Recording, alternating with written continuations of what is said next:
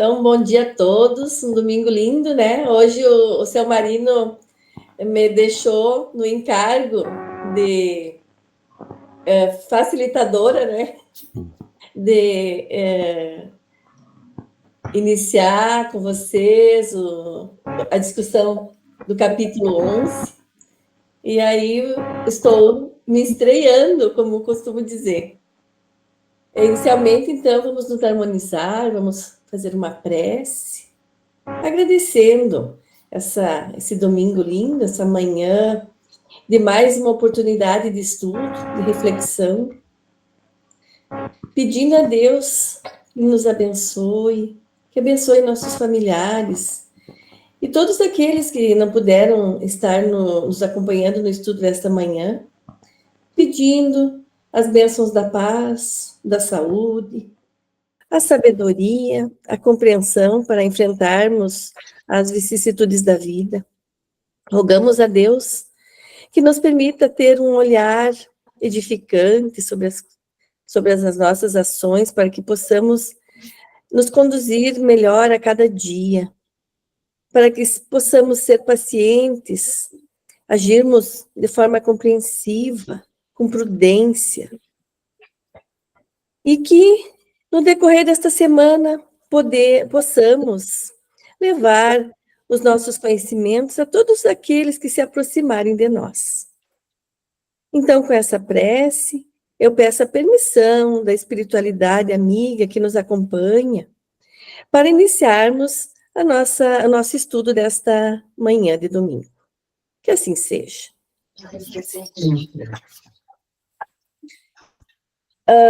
O capítulo 11, item 139, é o que nós vamos estudar hoje.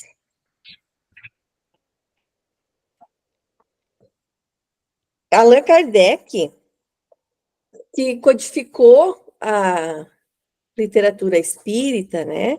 Ele era um discípulo de Pestalozzi e, como tal, um pesquisador, e buscou desenvolver um método para comprovar, entender e comprovar, demonstrar como era a comunicação dos espíritos. Então, tudo iniciou, né, pelo fenômeno das mesas girantes. As mesas batiam e um grupo se reuniu, como, né, todos nós aqui já vimos isso em algum momento dos nossos estudos, né? Como as mesas batiam e traziam mensagens, traziam respostas para as perguntas que lhe eram feitas. Então, a partir dessas manifestações, as mesas eram primitivamente usadas como uma forma de correspondência com o mundo espiritual. E o grupo, liderado por Allan Kardec, tentou codificar, entender o funcionamento. E aí surgiu, então, dois termos utilizados por ele: a sematologia e a tipologia, que é o que a gente vai ler hoje. Eu busquei no dicionário a sematologia. O que é? É a linguagem dos sinais ou das pancadas, que eram emitidas pelas mesas. E a tipologia, que é a linguagem dos golpes vibrados, que a gente vai ver mais adiante. Então, vamos iniciar a leitura. Eu vou pedir para alguém ler, né, para nós ir passando como a gente comumente faz. Eu posso pedir para a Celoni, consegue começar para nós, Celoni? Sim. Obrigada. Sematologia e tipologia. Linguagem dos sinais e das pancadas. Tipologia alfabética. 139. As primeiras manifestações inteligentes foram obtidas por meio de pancadas ou da tipologia. Esse meio primitivo, que se ressentia da infância da arte, não oferecia senão recursos muito limitados e se reduzia nas comunicações às respostas monossilábicas, por sim ou por não, com a ajuda de um número convencionado de golpes. Aperfeiçoa-se mais tarde, como já dissemos. As pancadas se obtêm de duas maneiras: através de médiuns especiais. Geralmente é preciso, para esse modo de operar, uma certa aptidão para as manifestações físicas. A primeira, que se poderia chamar de tipologia por básculo, consiste no movimento da mesa que se eleva de um lado, depois cai batendo o pé. Basta para isso que o médium pouse a mão sobre a borda da mesa. Se deseja conversar com um espírito determinado, é preciso fazer sua evocação. Caso contrário, é o primeiro que chega quem se apresenta, ou aquele que tem o hábito de vir. Estando convencionado, por exemplo, uma pancada por sim e duas por não. Isto é indiferente. Dirige-se ao espírito as perguntas que se deseja. Veremos mais tarde aquelas das quais convém se abster. O inconveniente está na brevidade das respostas e na dificuldade de se formular a questão de maneira a conduzir para um sim ou um não. Suponhamos que se pergunta ao espírito: que deseja? Ele não poderá responder senão por uma frase. É preciso então dizer: desejas tal coisa? Não. Tal outra? Sim. E assim por diante. Aqui eu acho que a gente pode conversar um pouquinho, né? Bem exemplificativo, eu considerei na leitura esse assunto, porque as mesas, elas batiam uma pancada para sim, duas para não. Então, elas não tinham como, o estudioso lá estava perguntando para a mesa: você é um espírito que mora na rua tal? Ele não tinha como dizer o nome da rua, nem ele só podia dizer sim ou não. Então, era um método por exclusão. Isso demorava muito tempo. E aí, a habilidade da pessoa que estava na mesa, que estava perguntando, era quem que conduzia, né, para uma resposta eficiente ou não.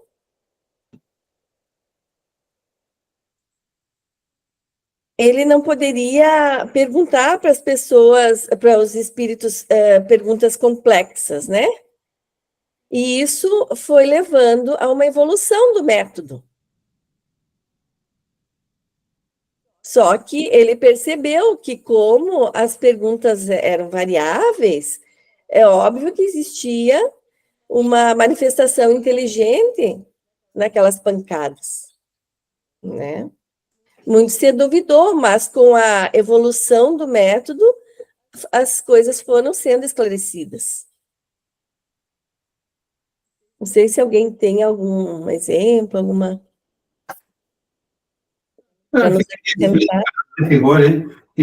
Como começa aqui as primeiras manifestações, como iniciou. Então, e o início sempre não vai começar já pelo mais complicado, então vem pela maneira mais fácil, de chamar atenção, então chamou a atenção e daí começaram a ver que tinha algo de inteligente e daí começou... Sim, porque inicialmente era uma forma de recreação, né? Se reuniam para observar, para assistir as mesas baterem. Aí, no futuro, foi progredindo para o estudo, observando-se que havia uma manifestação inteligente através daquelas batidas, né? Sim. Daí foi evoluindo, foram facilitando os meios de comunicação, né? Bom dia, Jaque. Palavras monossílabas. Sim ou não. Bom dia. Bem, Estou ruim da garganta. Seja bem-vinda. Estamos lendo o item 140 do capítulo 11. Vamos iniciar aqui. Obrigada. O Gustavo, por gentileza, pode ler para nós? o próximo item? Sim, vocês estão me ouvindo bem? Sim. 140, então. É de notar-se que, quando se emprega esse meio, o espírito usa também de uma espécie de mímica, isto é, exprime a energia da afirmação ou da negação pela força das pancadas. Também exprime a natureza dos sentimentos que o animam, a violência pela brusquidão dos movimentos, a cólera e a impaciência batendo repetidamente fortes pancadas, como uma pessoa que bate arrebatadamente com os pés, chegando às vezes a atirar ao chão a mesa. Se é amável e delicado, inclina no começo e no fim da sessão a mesa à guisa de saudação. Se quer dirigir-se diretamente a um dos assistentes, para ele encaminha a mesa com brandura ou violência, conforme deseje testemunhar-lhe afeição ou antipatia. Essa, propriamente falando, a sematologia ou linguagem dos sinais, como a tipologia, é a linguagem das pancadas. Eis aqui um exemplo notável do emprego espontâneo da sematologia. Um dia, na sua sala de visitas, onde muitas pessoas se ocupavam com as manifestações, um senhor do nosso conhecimento recebeu uma carta nossa. Enquanto a lia, a mesa que servia para as experiências veio repentinamente colocar-se-lhe ao lado. Concluída a leitura da carta, ele a foi colocar sobre uma outra mesa, de lado oposto da sala. Aquela mesa o acompanhou e se dirigiu para onde estava a carta. Surpreendido com essa coincidência, calculou o destinatário da carta que entre esta e aquele movimento alguma relação havia e interrogou o espírito a respeito, que respondeu ser o nosso espírito familiar. Informados do ocorrido, perguntamos, por nossa vez, a esse espírito qual o motivo da visita que fizera aquele senhor. A resposta foi: é natural que eu visite as pessoas com que te achas em relações, a fim de poder, se for preciso, dar-te, assim como a elas, os avisos necessários. É, pois, evidente que o espírito quisera chamar a atenção da pessoa a quem nos referimos, e procurava uma ocasião de cientificá-la de que estava lá. Um mudo não se houvera conduzido melhor. A gente observa, né, nessa leitura que através das pancadas, o espírito que se manifestava ali, ele demonstrava o seu estado de ânimo. Se a mesa batia de forma agressiva, né, poderia-se dizer que aquela manifestação era de um espírito agressivo. E até ali ele fala, né, que relata o fato de ter sido concluída a leitura de uma carta e a carta colocada em outra mesa, a mesa acompanhou. Então, ele tinha uma vinculação carinhosa com aquela pessoa ali que tinha escrito a carta, ou que estava, para quem a mensagem da carta era endereçada. Então, tudo era uma forma de manifestação inteligente. O que me chamou a atenção que também aquele espírito, ele transmitia aqueles barulhos, se manifestavam, já para a própria pessoa ver que realmente ele estava ali. Esse espírito.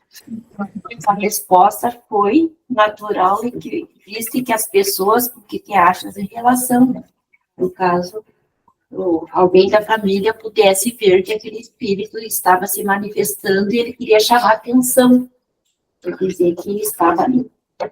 Quem é de quem? Espírito familiar de quem esse espírito desse último? Aquilo que a mesa acompanhava. O que vocês entenderam? Espírito do senhor, estava dirigindo. O pedido do senhor que veio a carta, né? Como será que não? O que vocês acham? Ou do familiar do dono da residência ali. Eu acho salão, né? Eu acho que é do familiar da disciplina. É, porque ali eles são médiuns vendo qual, estudando o fenômeno, né? Não sei se eles eram parentes do dono da casa, não sei. Eu acho que deve ser assim. É. Eu entendi que era de Kardec, mas vamos ver o Wilson levantou a mão lá e ele falou para isso aí. Vamos começar da primeira parte aqui. Então é o seguinte, vamos começar pelo princípio. Nós falávamos, nós não, Kardec estava falando aqui dos primeiros tipos de comunicação, porque ele estava adentrando um estudo. Esse aqui é o segundo livro da codificação. Ele começou a estudar mais ou menos por 1850 os fenômenos espíritas. Em 1857 veio a público o Livro dos Espíritos. E esse aqui foi o livro seguinte publicado por ele. Deixa eu ver se tem na capa aqui o ano da primeira comunicação. Foi em 1861, em torno de 4 anos depois. Foi janeiro, um pouco menos de 4 anos.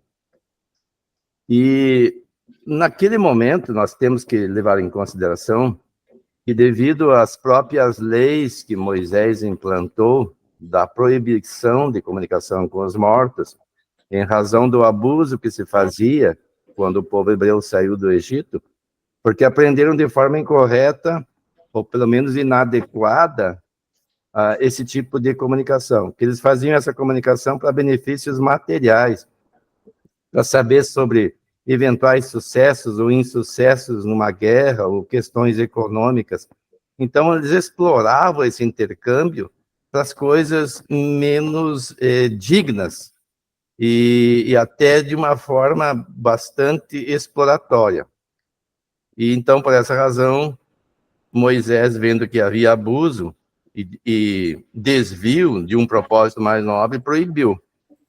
E depois, com o advento do cristianismo e as sucessivas interpretações e, nós podemos dizer, até enxertos, se não sincretismo na própria religião, por séculos não se comunicou mais com os espíritos, a não ser aquelas pessoas que tinham comunicações mediúnicas, mas achavam que eram fenômenos de santidade e por até santificadas, por não entenderem.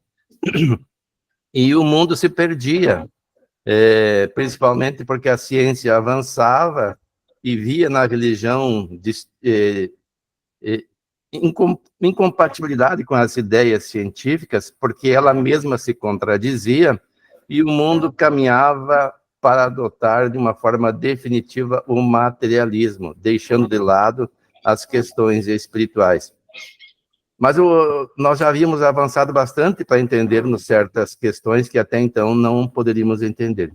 E aí o mundo espiritual, por intervenção divina, achou um meio de despertar em nós a atenção para esse fato de que a vida não é só na Terra, e que a vida continua, que morre o corpo, mas o espírito continua e pode se comunicar. Mas como não havia meio nem prática habitual, eles acharam, através dos ruídos, um meio de chamar a atenção. Primeiro eram só ruídos, sem nenhum significado. As pessoas se espantavam, alguns achavam que era coisa do demônio. Mais tarde se entendeu que havia uma inteligência por trás. A princípio, ou em princípio, na Europa, quando se descobriu um meio de comunicação através das mesas, se tornou uma diversão, sem maiores consequências. Fazia isso em salões, basta pesquisarmos na internet, e muito aberta a fraudes, porque quando as pessoas não conseguiam o fenômeno, porque o espírito se manifesta quando quer, ele não é um joguete do médium ou das pessoas interessadas, mas como se tratava de um espetáculo que cobrava um ingresso, então começou-se a criar artimanhas para fraudes. Isso aí veio em prejuízo, mas daí as próprias mesas começaram a dizer, quando questionadas, como é que uma mesa que não tem cérebro nem nervos pode dar respostas inteligentes? Revelaram que se tratava das almas dos que viveram na Terra, os espíritos. E começa esse estudo. Nós temos aqui a sematologia e a tipologia, que a Jaqueline já esclareceu para nós do que se trata, né? Uma se trata dos ruídos, das pancadas, e a outra da mensagem através dos movimentos que demonstra raiva ou simpatia com a pessoa, ou antipatia ou simpatia, nervosismo ou mansidão do espírito manifestante, e por aí vai. E em seguida, Kardec coloca aqui para nós essa observação do acontecimento com a pessoa da sua relação, né, que eles mandaram uma carta, e uma mesa na casa dessa pessoa o acompanhou. Onde ele ia, a mesa ia. E daí ele questionou o espírito, e o espírito disse que era o guia, ou o mentor do remetente da carta. E no caso, como disse o Marino, Allan Kardec. Então era um guia, era um espírito familiar de Allan Kardec. E o que me chamou a atenção aqui, quando Kardec pergunta para ele qual a razão, né? Deixa eu ver como é que foi a resposta. É natural que eu visite as pessoas com que te achas em relação, a fim de poder, se for preciso, dar-te assim como a elas os avisos necessários. E aí fica para nós um alerta bem interessante, né?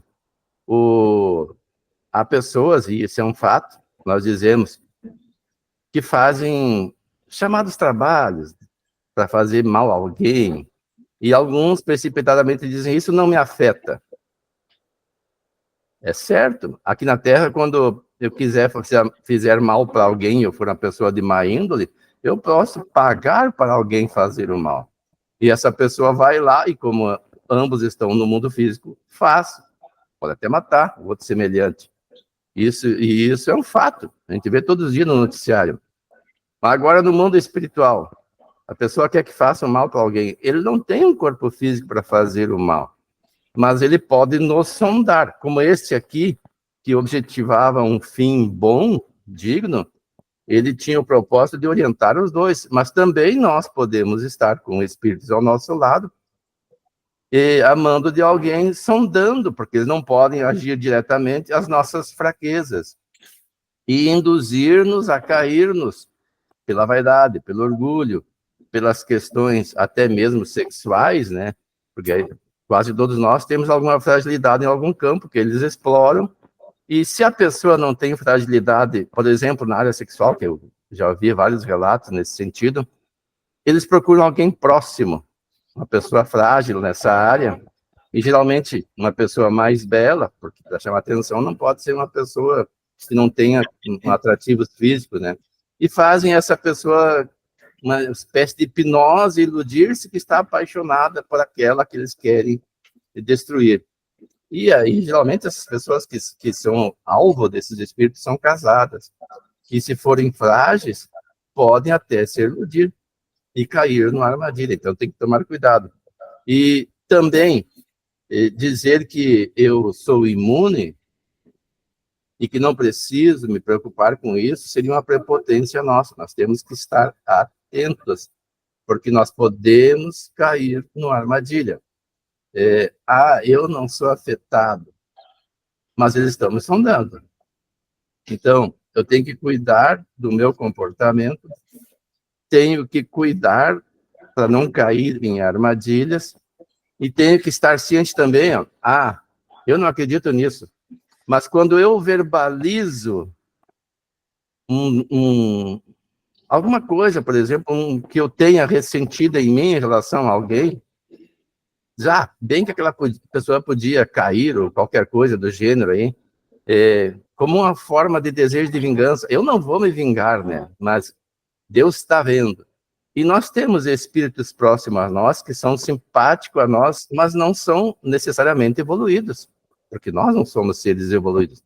Nós estamos num caminho de evolução.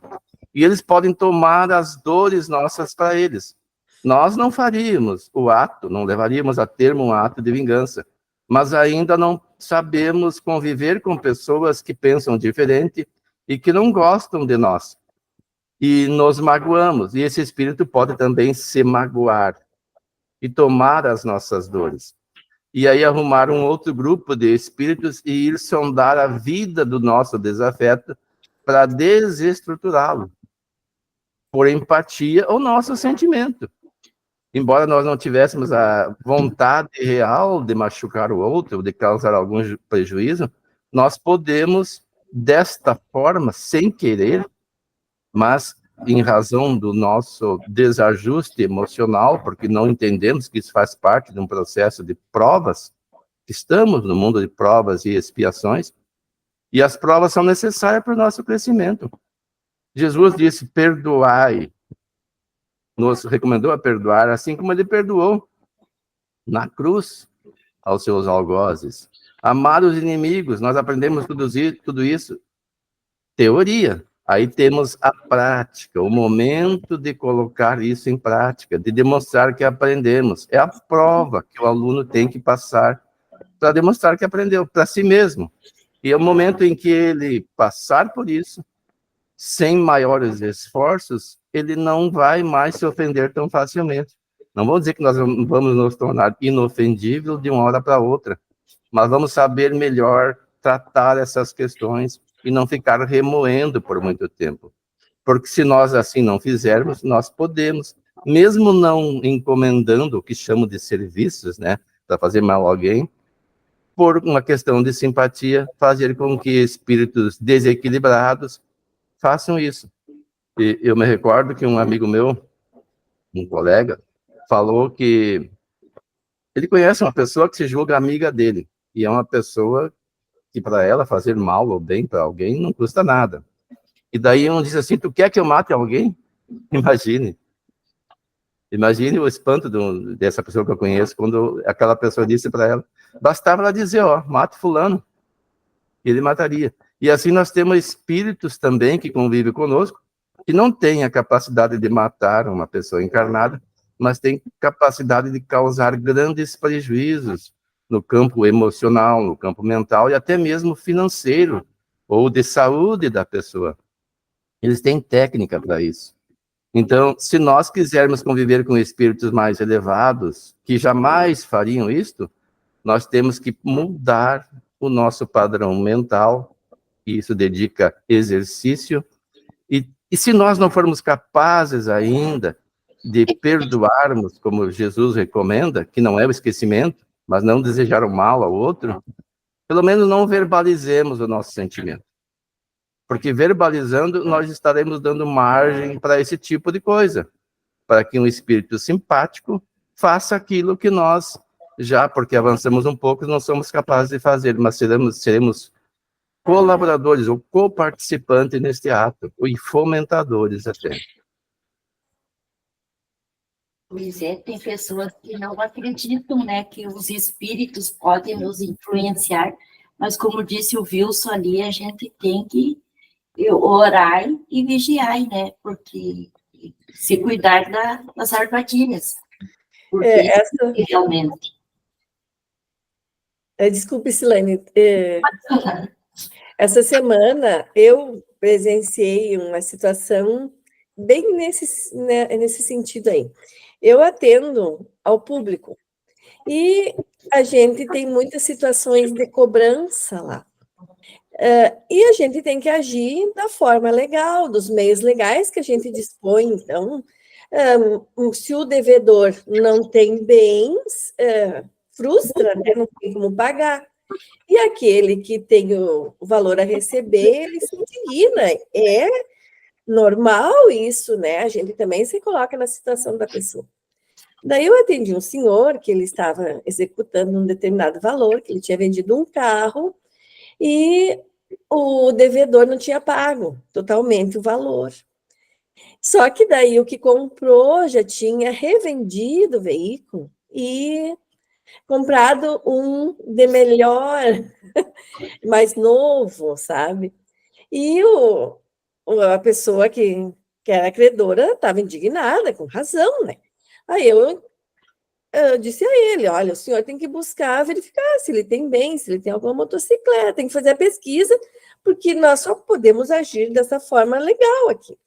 Ele se indignou, aí ele disse, não, mas eu vou ver, mas se eu não conseguir receber, que fique, mas que esse cara não consiga usufruir disso também, porque um dia esse carro dele vai pegar fogo, porque vai... E ele também não vai aproveitar o que ele está tirando. E daí ele saiu, assim, exasperado, e dizendo, rogando pragas, como a gente costuma dizer, né? E daí eu ainda disse para ele, digo, olha, se acalma, não é por aí que tu não vai resolver assim, né? Mas ele não queria ir até pro meu lado, ele se revoltou.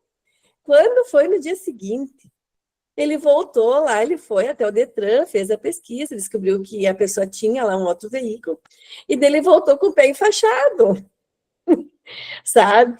E aí eu logo refleti, eu pensei, meu Deus, ele desejou tanto, e ele abriu uma porta. Aí ele disse para mim, e eu ainda caí, me machuquei, não sei o quê, eu fiquei quieta. Mas logo eu pensei agora nessa situação, né? A gente tem que permanecer vigilante para a gente não abrir essas conexões, né? Porque tudo bem que às vezes tu tem situações difíceis na tua vida, mas não é tu desejando mal para o outro, ele que vai se haver da forma dele. Se ele agiu mal comigo, é ele, né?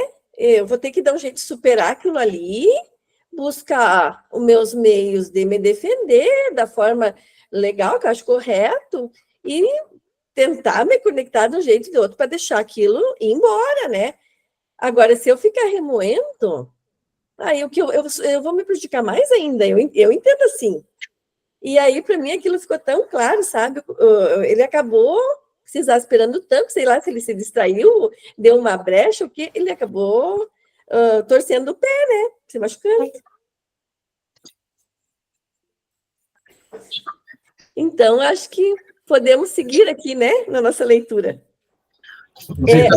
Parece que alguém levantou a mão ali, tá? É o Gustavo. Deixa eu...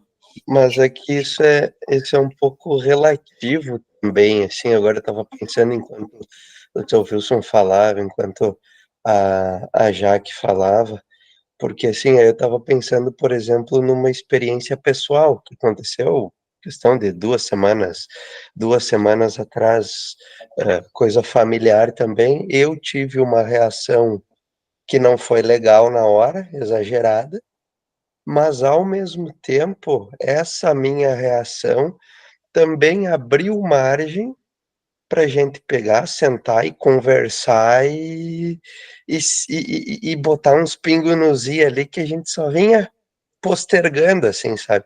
Então isso também é um pouco relativo, ao mesmo tempo, é que daí também depende da situação, né? Se quer resolver ou não, né? Eu não quero que, quero mais que se exploda. Não, peraí, né? Tive a reação no momento, mas daí depois tu para com calma, vamos sentar e vamos se organizar. Aí também é aquela coisa assim, num geral, não na minha situação específica, né? Que Deus colhe até onde ele não plantou, né? Então, às vezes, ele pode pegar uma coisa que teoricamente foi ruim, não, mas vamos fazer o bem a partir disso, né? Mas aí tu também tem que estar disposto a querer fazer o bem, né? Não é fácil, né? A gente conseguir um equilíbrio não é fácil. De repente, a tropeção foi para ele que conseguiu o equilíbrio. Ele já estava muito enfesado, né? Deu uma tropeçada e parou para o choque da realidade.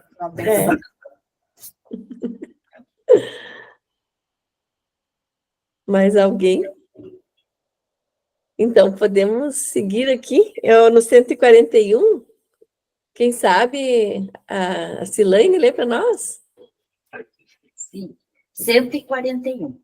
Não tardou que a tipologia se aperfeiçoasse e enriquecesse com meio de comunicação mais completo. Ou da tipologia alfabética, que consiste em serem as letras do alfabeto indicadas por pancadas. Podem obter-se, então, palavras, frases e até discursos inteiros, de acordo com o método adotado.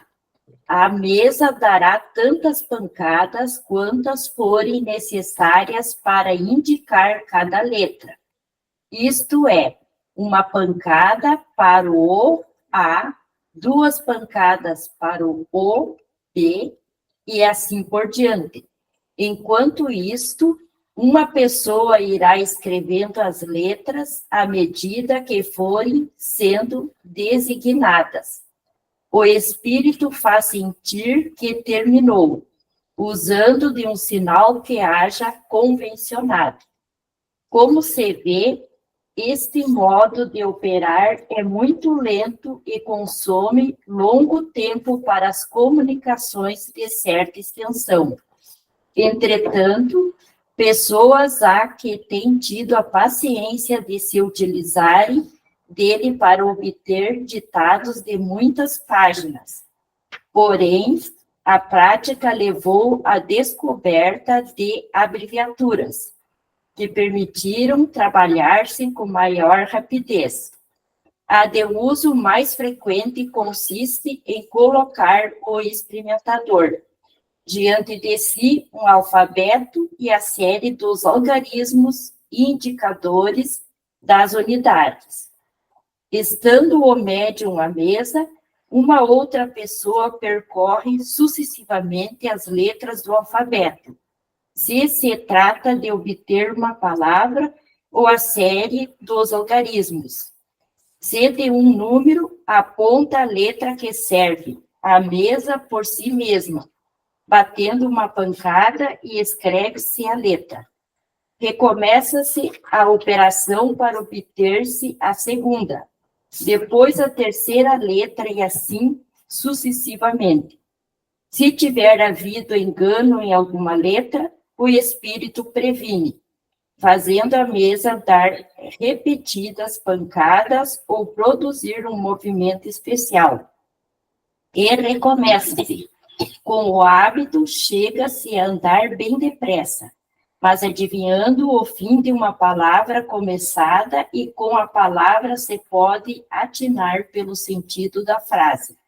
É como, sobretudo, se consegue abreviar de muito a comunicação. Havendo incerteza, pergunta-se ao espírito se foi esta ou aquela palavra a que ele quis empregar e o espírito responde sim ou não.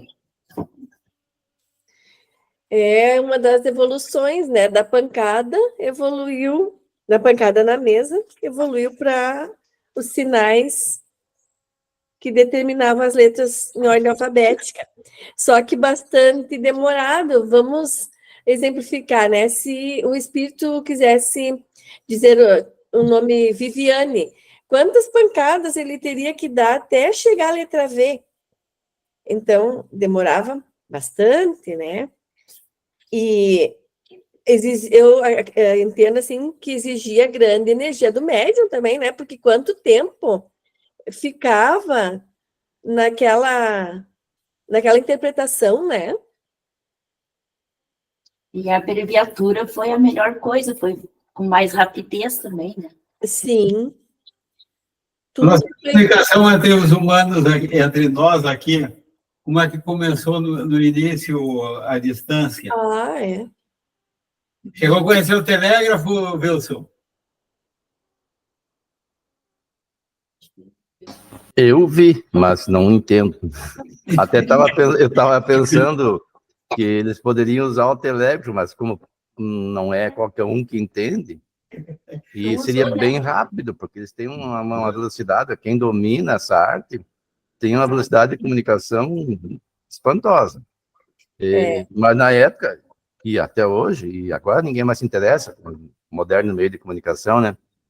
Não, o pessoal não dominava, então se utilizava esse recurso. Nós vamos ver adiante dos estudos alguns tipos de aperfeiçoamento em que a mesa conduzia um lápis na ponta que apontava a letra, ou então as letras eram feitas numa espécie de tabuleiro e ela indicava. Nós vamos também ver a mesa Girardin logo adiante, então não vamos atropelar agora. Então as coisas foram evoluindo aos poucos. Kardec, na época, como eu disse, era o princípio das comunicações inteligentes e conduzidas entre o mundo espiritual e físico. Até então, só vinha de lá e o pessoal daqui ou entendia ou se assustava. Kardec veio trazer para nós uma espécie de manual, que é o Livro dos Médiuns, que é um roteiro seguro para quem o conhece, entrar nessa área, porque aqui é a área científica do Espiritismo. O Evangelho é a parte filosófica, né? Então, a experiência para ser feita tem que ser feita por alguém que domine a técnica, para não cair numa armadilha. E ele vem orientando. Como é que começou?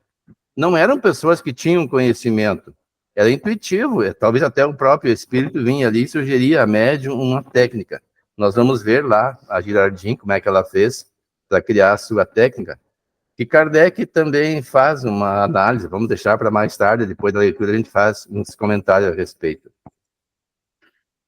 Eu puxei o telégrafo ali, porque também era letra a letra. Depois que foi surgir telefone, outra coisa, mas antes era por pancada também, era por batida. E ele já existia, embora fosse há pouco tempo, né? Então, era conforme a batida, indicava a letra, formava a palavra, mais ou menos seguia a mesma sequência. Uhum. E a técnica conduz à perfeição, né? Ali na Via Férrea, aqui ao lado da Secretaria de Saúde, em Santo Ângelo, agora esse senhor já é falecido, tinha o seu Jovelino, não sei se alguém conheceu, ele cuidava do telégrafo, ele tinha uma satisfação em mostrar pra gente, quando a gente ia ali, ele fazia, numa rapidez, assim, ó, questão de um minuto, ele escrevia um texto, era admirável. Então, é um ótimo exemplo esse seu, Marino, que Pica-pau. tudo se aperfeiçoa. Na estação férrea, Né? Mas, A minha tocaia, Jaque, quer continuar lendo para nós?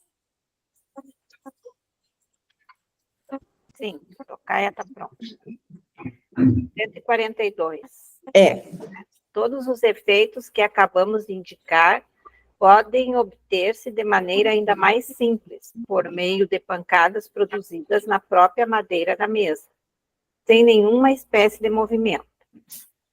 Processo que já descrevemos no capítulo das manifestações físicas, número 64. E a tipologia interior.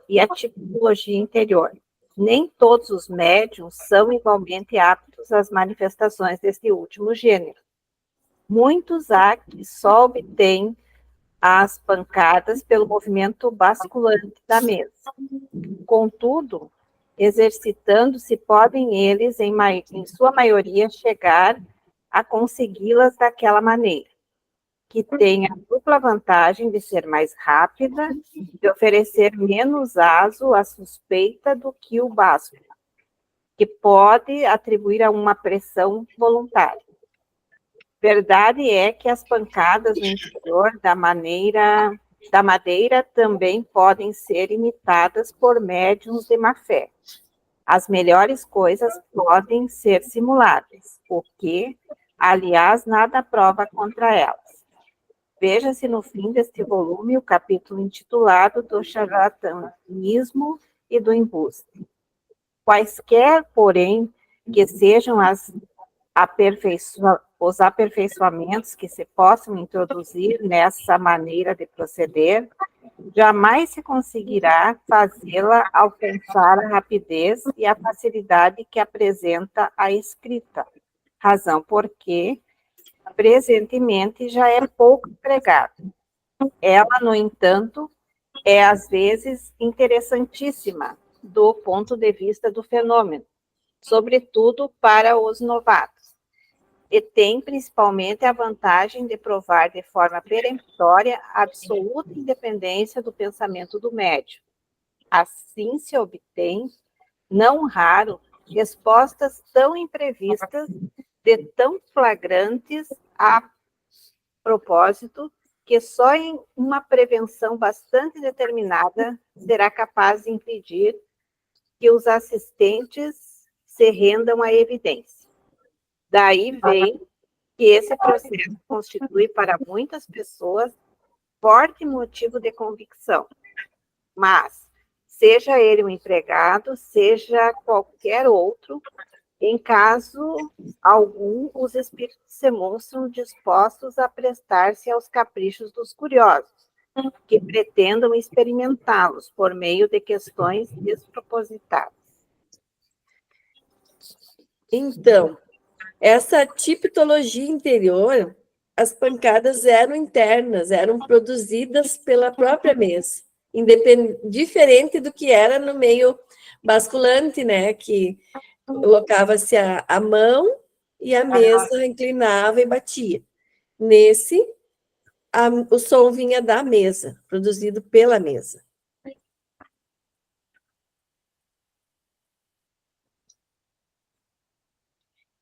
Me chamou a atenção aqui o final, o fim, né, a que se destina, que sempre deve ser observado.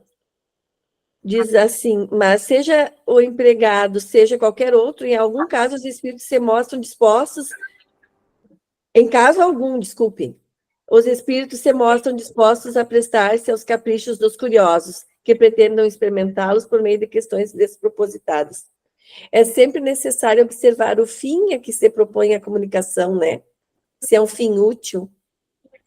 Porque, óbvio que um espírito falastrão, ele vai emitir uma comunicação mentirosa, debochada, né? E um espírito sério, que tem alguma comunicação útil a fazer, ele não vai se prestar para utilizar daquele fim com uma finalidade despropositada, né? Medíocre, assim. Uma outra coisa a se observar. Nós falamos antes que isso era um princípio de alerta dos espíritos, que existe o mundo espiritual, para chamar a atenção. O próprio Allan Kardec vai dizer ali que a psicografia é várias vezes muito mais rápida e eficiente do que esses métodos, que eles se prestam sim para provar que existe. Hoje em dia é só a título de experiência, e muita gente usa como curiosidade. Quando é feito a título de curiosidade, é que está o perigo, né? Ah, vamos fazer tal experiência. Tem aí várias experiências que os jovens gostam muito de fazer. Os espíritos superiores não vão perder tempo com um tipo de reunião dessa. São só os brincalhões, quando o dano for menor, ou até algum espírito com uma intenção perversa, que pode causar grande dano às pessoas. Então, jamais fazer um negócio desse para brincadeira, para satisfazer uma curiosidade. Um grupo sério que queira fazer algum experimento, porque isso aqui já faz algum tempo. Nós lemos aqui e não temos, a maioria de nós nunca experimentamos, ouvimos alguma coisa desse gênero, só ouvimos falar e lemos. Alguém pode, por curiosidade, por não estar satisfeito pela lógica do estudo feito, se é que estuda, arriscar-se a fazer um experimento desse. Mas qual é o resultado que vai obter? Se for numa instituição espírita com o fim de provar algo que já está provado, até pode-se obter algum resultado útil, mas não é mais necessário. Já existe bastante prova, existe bastante documentos, e se nós fôssemos fazer, ia ser apenas para uma satisfação pessoal, seria mais um, e com menos projeção do que esses experimentadores que já têm a sua história comprovada, que são reconhecidos como pessoas sérias. Então, não tem um propósito maior a não ser a satisfazer uma vaidade, uma questão pessoal. E isso atrai que tipo de espírito? Espírito com o mesmo tipo de vibração. E como eu disse, quando for apenas por uma brincadeira, não haverá grandes prejuízos, mas a gente pode abrir margem a algum espírito que venha causar um grande dano. Dar uma informação distorcida, se não maléfica, e fazer com que a pessoa tome atitudes que podem até colocar em risco a própria vida, ou a sua saúde, ou a sua condição econômica ou social. Olha, material não falta. Se nós pegarmos só as obras básicas e estudarmos profundamente, nós vamos levar a vida inteira. Depois pegarmos as obras suplementares, então, tem para várias encarnações. Só queria satisfazer mesmo uma curiosidade infrutífera. Vamos estudar, nos aprofundar a respeito disso, para termos conhecimento, como se faz com qualquer aprendizado. A gente aprende pela história, mas não precisa repetir. Feliz aquele que aprende com as experiências alheias sem necessidade de fazer as mesmas experiências, que nem sempre poderemos obter os resultados esperados. Não precisamos errar para aprender, né? Temos todo um aprendizado antes de nós e nos mostrando. Vamos prosseguir? Podemos? A dona Sandra consegue ler para nós, dona Sandra? A 143. Sim.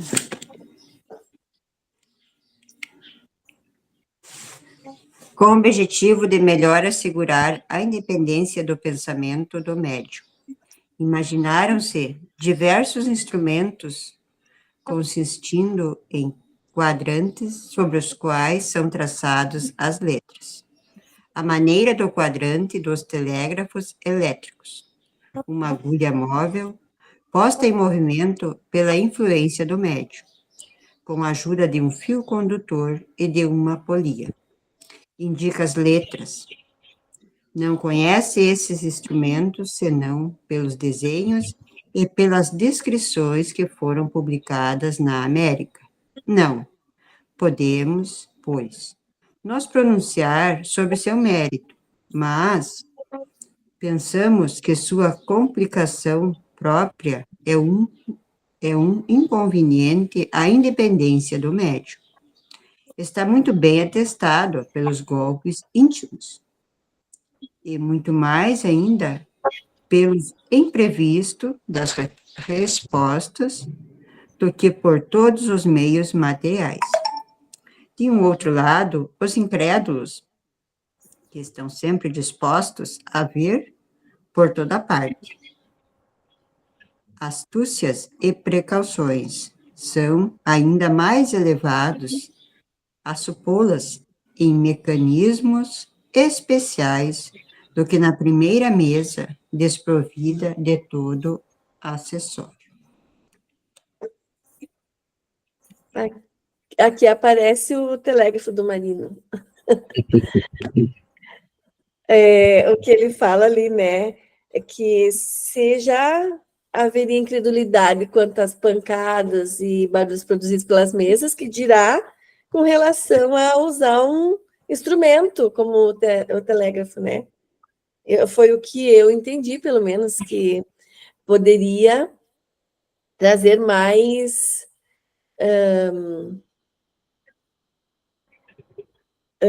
gerar mais dúvidas acerca das mensagens transmitidas.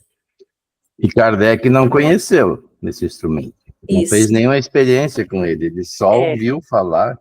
Ele diz assim, ó, onde é que ele coloca essa observação?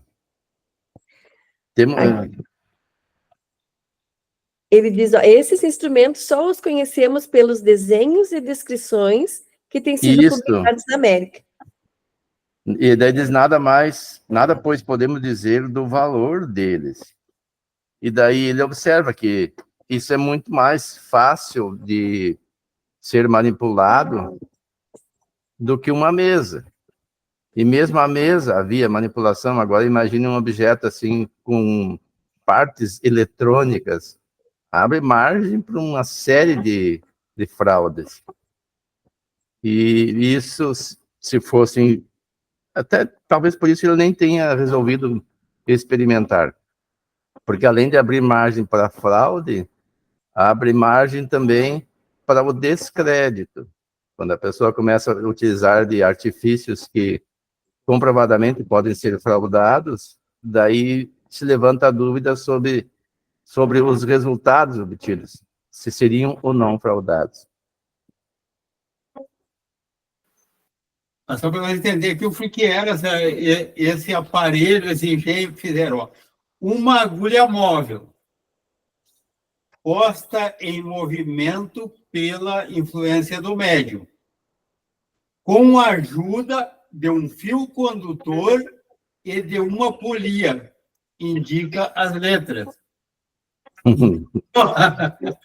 Seria um aparelho bem complicadinho. Então, e Kardec analisando um aparelho desse com um médio geraria uma desconfiança enorme.